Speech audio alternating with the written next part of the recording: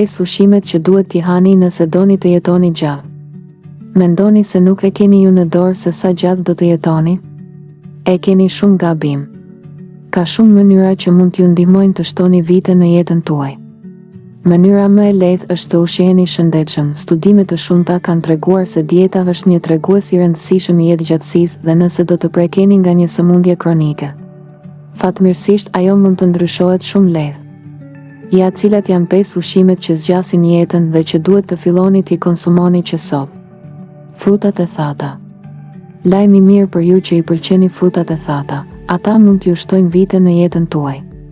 2 studime të ndryshme nga shëndeti publik i shkollës së Harvardit kanë zbuluar se sa më shpesh të konsumojnë njerëzit fruta të thata, aq më i vogël është rreziku që ata të vdesin të rinj.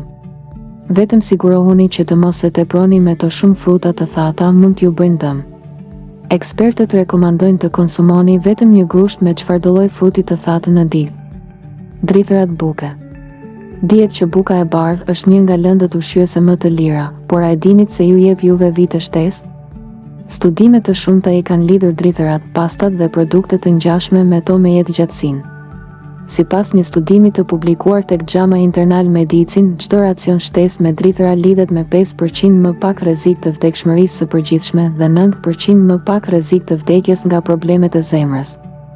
Prandaj i kushtoni vëmendje bukës që blini.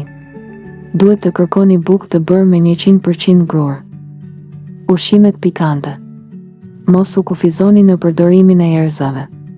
Studime të ndryshme kanë treguar se ushqimet pikante ju mbajnë të shëndetshëm për një kohë të gjatë. Një studim i kryer tek më shumë se 450.000 meshkuj dhe femra kinez tregoi se ata që han ushqime pikante 6-7 ditë në javë kanë 14% pak rrezik të vdekshmërisë se ata që han ushqime pikante vetëm një herë ose më pak gjatë javës.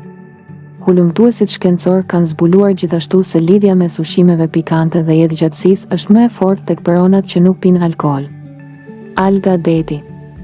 Janë një arsye e mirë për të ngrënë sushi sonte, ose për të porositur sallat me alga deti.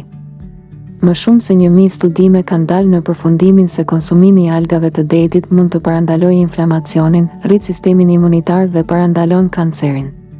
Peshk. E kemi cilësuar gjithmonë peshkun si ushqim për trurin, për një arsye të mirë.